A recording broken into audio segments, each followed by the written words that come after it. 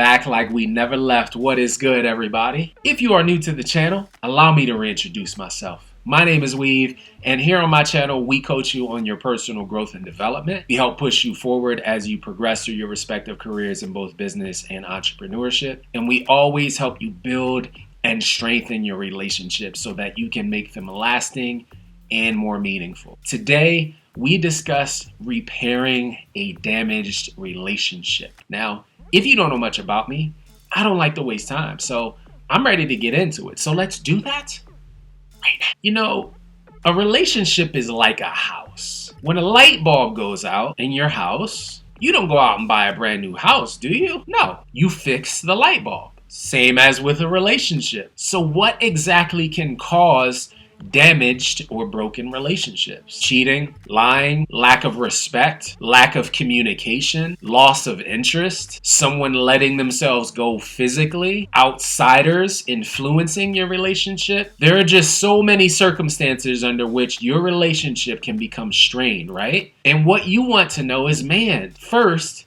is it worth the repair? And then second, how do you repair it? Because you want to make sure that the time you invest into fixing it is not only worth it, but you want to make sure that it's going to endure and that both of you are in it together as a unit to attack your issues head on. Okay, great. Now what though? The first step of action to repair your damaged relationship is to be extremely clear and concise about what your intentions are. Listen, if the two of you are all in on fixing your relationship, on fixing your love, on fixing the issues, you need the talk to happen immediately. And in that talk, you need to be clear, my friend. Clear about what? Clear about your expectations. Be honest and open about your feelings. Don't expect that your spouse or lover is a mind reader or that they can just get it. Be detailed in what you think the problem is and how it can be resolved.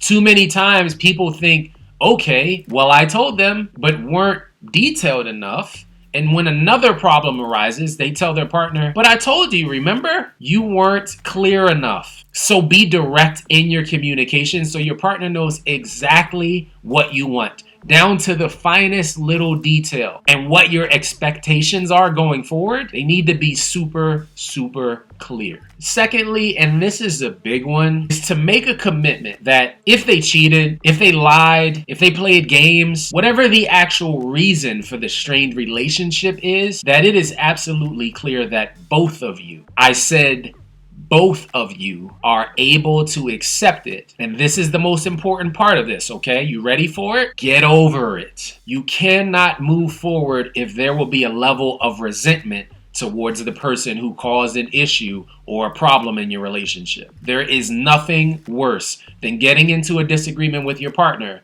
and they throw the, but yeah, remember the time when you did this into the conversation? And remember this, your partner may not be ready to fix the situation in that very moment. There is nothing wrong with the two of you coming to the conclusion that maybe you need time for the wounds to heal. Not everyone can move at the speed of light and move on and get over a situation at the same rate that maybe you can. Both of you need to make a solid commitment enough to each other that if this is gonna work, then we both need to put in the work. Third, you're gonna have to set some clear boundaries on what you are both willing to accept personally. You have personal boundaries. And you're going out of your way to not overstep other people's boundaries, right? So you deserve the same respect in return. You have to make sure that if you're both committing to fixing a broken relationship, that both of you acknowledge each of your boundaries exist. And this way, later on, if something arises, as far as issues in the relationship, you're not accusing one another of crossing a line that neither one of you knew were there in the first place. And this is also part of that honesty piece that we talked about, right? It can get washed under the bridge in your conversation. Lastly, make sure, this is what I would recommend, that you have weekly, what I like to call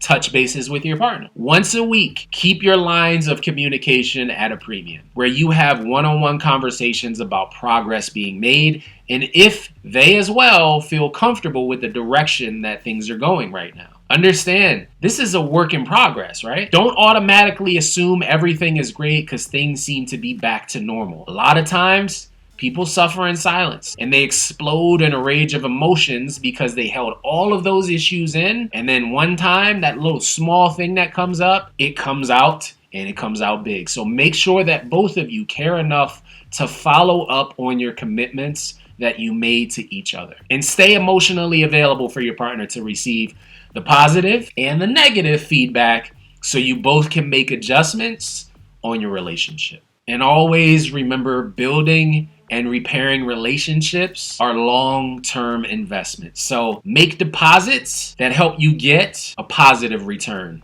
on your investment. As always, thank you guys for tuning in today.